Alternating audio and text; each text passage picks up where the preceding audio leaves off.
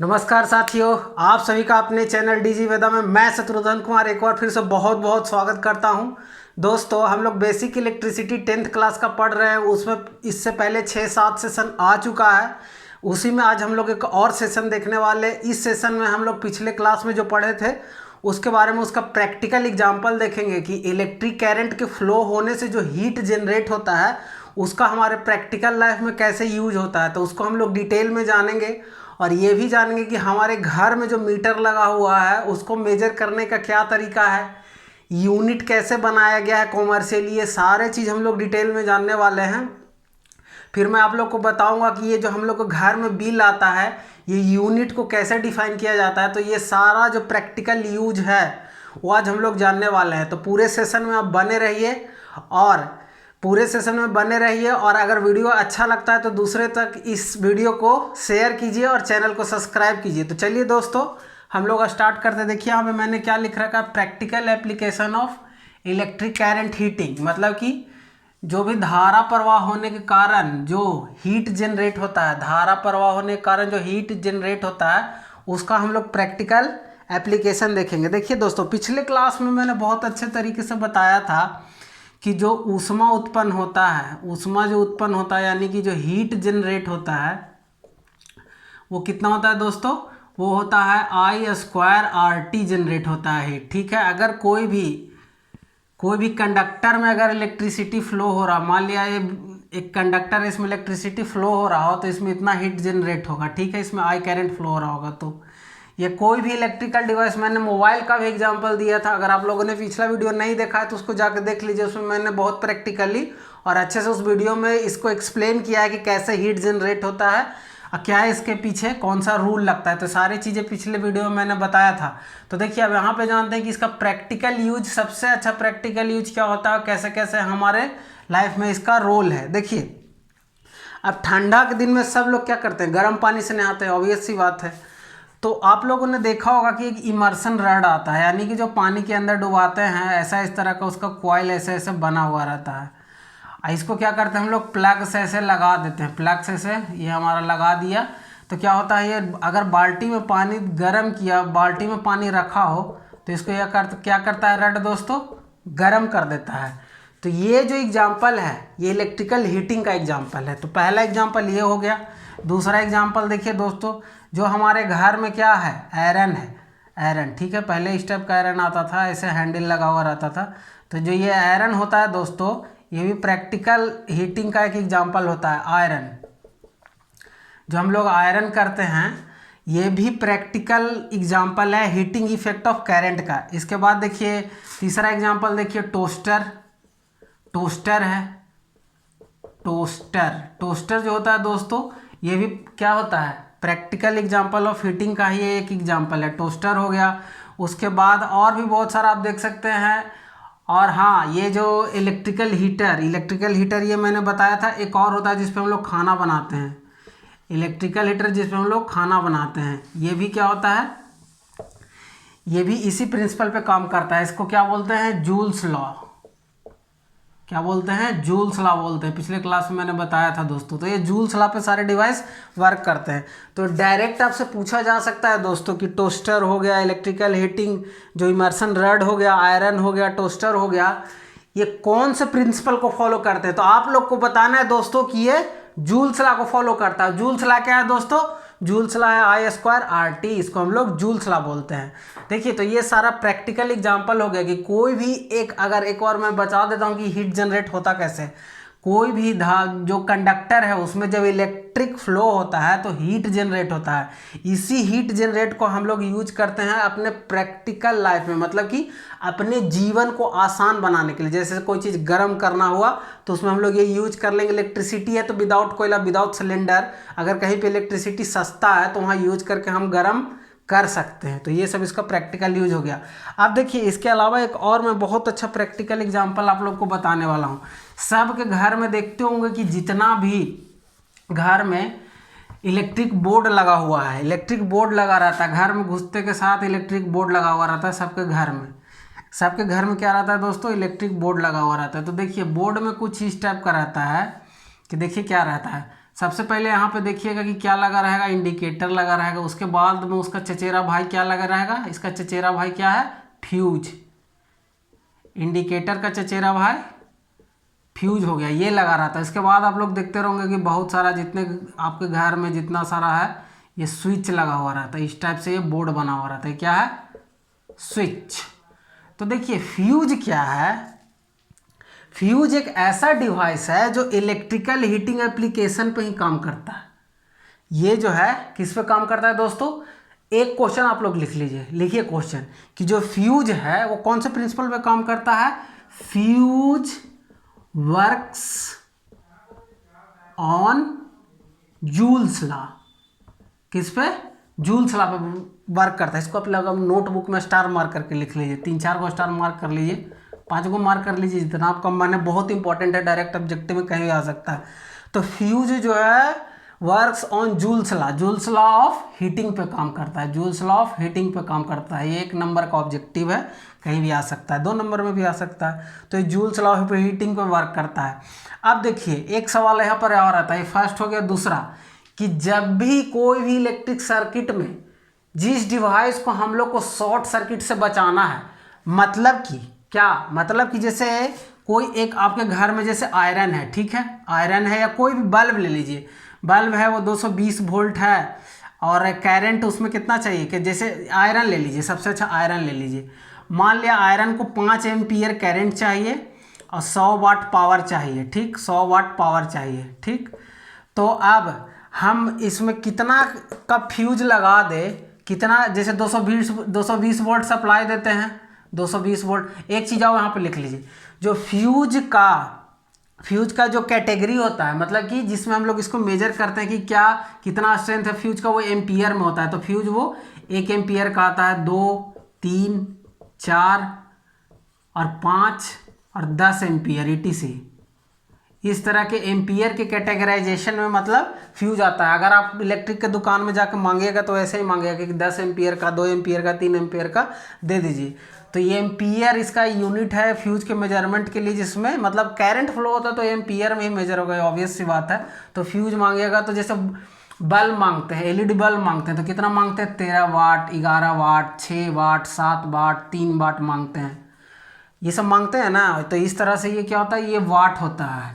इसी तरह से ये एम्पियर में होता है। तो मैं ये समझाना चाह रहा था कि इसको एम्पियर में, ये फ्यूज का जो कॉमर्शियल जो हम लोग दुकान से लाते हैं उसको एम्पियर में, उसका हम लोग मांगते हैं जाके, ठीक है। तो अब हम लोग समझा रहे थे कि ये फ्यूज वर्क कैसे करता है। तो देखिए अब एक आयरन है, उसको कितना चाहिए, 1000 वाट चाहिए और 220 वोल्ट हमारे घर में सप्लाई आता है। तो आयरन को अगर बचाना हो तो हम कितने एम्पियर का फ्यूज यूज करें कि ये शॉर्ट सर्किट से बच जाए। तो देखिए इसको ध्यान से सुनिएगा, इसको ध्यान से सुनिएगा। आप देखिए हम लोग फॉर्मूला क्या पढ़े हैं, पावर बराबर V × I। V हो गया आपका क्या, वोल्टेज, I हो गया करंट। तो यहाँ पे I कितना एम्पियर का हम लोग चाहिए, यहाँ पे पावर हो गया 100, 1000 वाट और 220 वोल्ट। तो 1000 इसको कैंसिल आउट करिएगा तो आपको कितना आ जाएगा, 4.54 आ जाएगा, 4.54 एम्पियर अप्रॉक्स आ जाएगा, ठीक है। यानी कि अगर हम 5 एम्पियर का फ्यूज लगा दे, 5 एम्पियर का फ्यूज लगा दे तो आयरन को जो है शॉर्ट सर्किट से बचाया जा सकता है। मतलब कि जैसे ही क्या होगा, 5 एम्पियर से ज़्यादा करंट होगा। मैंने अभी क्या बताया था कि जो फ्यूज होता है वो सीरीज में रहता है। मान लिया ये सीरीज में इससे लगा हुआ आयरन, इससे बाद में इधर आयरन है, ठीक। तो पहले जो करंट आएगा वो फ्यूज के थ्रू जाएगा। तो जैसे ही इसे 5 एम्पियर से ज़्यादा होगा, ये क्या हो जाएगा, शॉर्ट सर्किट, शॉर्ट सर्किट हो जाएगा। यानी कि अगर हिंदी भाषा में बोले तो उड़ जाएगा, जो हम लोग बोलते हैं रीजनल लैंग्वेज में कि उड़ गया फ्यूज उड़ गया। तो ये उड़ जाएगा, आपका आयरन सुरक्षित रह जाएगा। इसी तरह से बोर्ड में होता है। बोर्ड में क्या होता है, एक फ्यूज हम लोग लगा देते हैं और सबसे पहले जो फ्यूज रहता है पूरा बोर्ड में जो स्विचिंग सिस्टम है उससे किस में रहता है, लिख लीजिए यहाँ पे, सीरीज में रहता है। ये बहुत अच्छा एग्जाम्पल है, बहुत अच्छा ऑब्जेक्टिव है कि फ्यूज को जिस डिवाइस को बचाना हो उसमें हम लोग श्रेणी क्रम यानी कि सीरीज या समांतर क्रम यानी कि पैरेलल में लगाते हैं। तो your answer go with series में लगाते हैं, क्योंकि सीरीज में अगर पैरेलल में लगाएंगे तो वो पहले उड़ जाएगा, आपका डिवाइस भी उड़ जाएगा, दोनों उड़ जाएगा।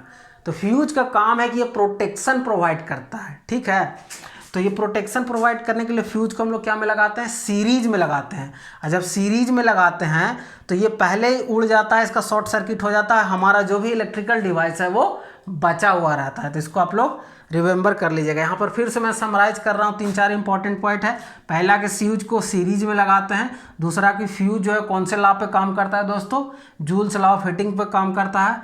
और जो कॉमर्शियल हम लोग स्विच मांगते हैं वो 1 एम्पियर, 2 एम्पियर, 3 एम्पियर, 4 एम्पियर का रहता है। तो 3-4 पॉइंट था जिसको आप लोग अपने नोटबुक में लिख सकते हैं। एक में बताया कि आयरन को अगर सुरक्षित करना है तो अगर 100 वाट का आयरन 1000 वाट का आयरन है, 220 वोल्ट सप्लाई हो रहा है, तो इतना एम्पियर इसको चाहिए, तो हम 5 एम्पियर या 4 एम्पियर का ही रख देंगे। अगर ज़्यादा सुरक्षा चाहिए तो आप 4 एम्पियर रख दीजिए, लेकिन 4 एम्पियर में नहीं चलेगा। पूछिए क्यों? क्योंकि इसको चाहिए 4.5 एम्पियर, तो आपको 5 एम्पियर ही रखना पड़ेगा, 5 एम्पियर ही रखना पड़ेगा, क्योंकि 4 एम्पियर रख देंगे तो वो कम हो जाएगा। तो ऑलरेडी उससे पहले उससे सप्लाई होते रहेगा, तो पहले ही फ्यूज उड़ जाएगा।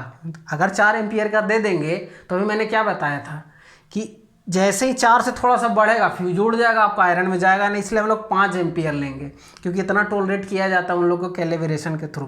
तो ये एग्जांपल से आप लोग समझ गए होंगे कि फ्यूज का हम लोग प्रैक्टिकली यूज कैसे करते हैं। तो ये सारा आप चीज़ देख रहे होंगे कि फ्यूज का कितना इंटरेस्टिंग यूज है जो हम लोग करते हैं। अब देखिए, अब मैंने आप लोगों से स्टार्टिंग में बोला था कि जो कॉमर्शियल यूनिट होता है इलेक्ट्रिसिटी का, वो क्या होता है, किलोवाट आवर होता है। तो देखिए, अब किलोवाट आवर, पावर को हम लोग क्या में मेजर करते हैं, पावर को मेजर करते हैं VI, पोटेंशियल इनटू करंट। तो पावर को हम लोग इसमें मेजर करते हैं, इसी आधार पे इसको डिराइव करके हम लोग पावर का जो है, अब देखिए ये क्या होता है, ये प्रोडक्ट होता है क्या, पोटेंशियल डिफरेंस का और टाइम का। जैसे ऐसे तो हम लोग पावर पढ़े थे कि it is the rate of doing work is called power, rate of doing work, मतलब कि वर्क बाय टाइम को हम लोग पावर बोलते हैं। पिछले क्लास में ये देख लीजिएगा कि टाइम से मल्टीप्लाई करके कैसे कैसे लाते हैं, मैंने पिछले क्लास में बताया है। तो अगर यहाँ पे समझ में नहीं आ रहा है, इसका मतलब आप लोगों ने पिछला क्लास नहीं देखा है, उसको जाकर देख लीजिए, फिर अच्छे से समझ आएगा। तो पावर का जो कॉमर्शियल यूनिट होता है हमारे घर में इलेक्ट्रिक पावर का दोस्तों, इलेक्ट्रिक पावर का वो होता है, क्या होता है, kWh, यानी कि किलोवाट आवर। एक kWh इक्वल टू होता है 3.6 इंटू 10⁶ जूल, शॉर्ट में कैपिटल जूल, कैपिटल जे लिखते हैं, स्मॉल नहीं लिखते, मैं बहुत बार बताया हूँ, क्योंकि ये जेम्स जूल एक साइंटिस्ट थे, उनके ऑनर में ये जूल यूनिट दिया गया था। तो ये आपसे बहुतों बार हर एग्जाम में पूछा जाता है कि ये क्या होता है। तो इस तरह से आप इसको याद रखिएगा कि 1 किलोवाट आवर 3.6 इंटू 10⁶ जूल के बराबर होता है। अब कई बार पूछ देता है 1 जूल बराबर कितना किलोवाट आवर, तो 1 जूल बराबर हम लोग सीधा कर देंगे, 1 जूल बराबर 1/3.6 इंटू 10⁶ किलोवाट आवर। ये तो बहुत छोटा हो जाएगा। अब यहाँ पे सवाल उठता है कि जब पावर का जो यूनिट है वो वाट है, तो हम लोग किलोवाट यूज क्यों करते हैं? तो इसलिए करते हैं कि जो वाट है बहुत स्मॉल यूनिट है, स्मॉल यूनिट है, इससे काम नहीं चलने वाला है। यही जो किलोवाट आवर है इसको हम लोग क्या बोलते हैं, यूनिट। जैसे घर में आप लोग क्या बोलते हैं, कितना यूनिट बिल उठा। जैसे नॉर्मली अभी जब अपने रीजन का मैं बताऊं तो इलेक्ट्रिसिटी का जो रेट चल रहा है ₹6 पर यूनिट चल रहा है, ठीक है दोस्तों। तो यही 1 किलोवाट आवर यानी कि इतना अगर इलेक्ट्रिसिटी यूज कीजिएगा तो ₹6 आपको देना पड़ेगा। अगर इतना इलेक्ट्रिसिटी आप यूज कर गए तो 1 यूनिट की इक्विवेलेंट आपको पैसा देना पड़ेगा। वो अगर जो भी आपका रीजनल में जो रेट चल रहा होगा उतना पर यूनिट आपको पे करना पड़ेगा। तो यही किलोवाट आवर जो है 3.6 इंटू 10⁶ जूल, इसी को हम लोग कॉमर्शियल में क्या बोल देते हैं, यूनिट बोल देते हैं। आपका जो इलेक्ट्रिसिटी का जो बिल आता है वही यूनिट है। इनडायरेक्टली ये जो यूनिट है ये 3.6 इंटू 10⁶ जूल है। 3-4 बार बोला हूँ, पूरी अच्छे तरीके से आपको समझ में आ गया होगा। अब देखिए, हम लोगों ने क्या जाना कि वाट है, लेकिन वाट का यूज क्यों नहीं होता है, क्योंकि ये बहुत स्मॉल है, ठीक है। तो देखा गया कि इतना स्मॉल में हम लोग मेजर करेंगे, इससे अच्छा एक बड़ा यूनिट। जैसे अब देखिए, अब कोई भी चीज़, जैसे हम लोग को अब सोना खरीदना होता है तो हम लोग क्या में खरीदते हैं, ग्राम में खरीदते हैं। अभी 10 ग्राम का रेट कितना चल रहा है, लगभग 46,000 रुपये, ठीक है। लेकिन अगर हम लोग को चीनी खरीदना हो तो ग्राम में, तो अब 10 ग्राम तो कोई चीनी खरीदता नहीं है, केजी में खरीदता है। तो रिक्वायरमेंट के हिसाब से हम लोग यूनिट बना हुआ है ऑलरेडी उसको यूज करते हैं। तो चीनी नॉर्मली क्या केजी में, जैसे 1 केजी 2 केजी जो भी हो गया। तो इसी तरह से ये छोटा यूनिट था तो इससे काम नहीं चल रहा था, इसलिए हम लोगों ने बड़ा यूनिट बनाया और इसी को 1 यूनिट का नाम दे दिया।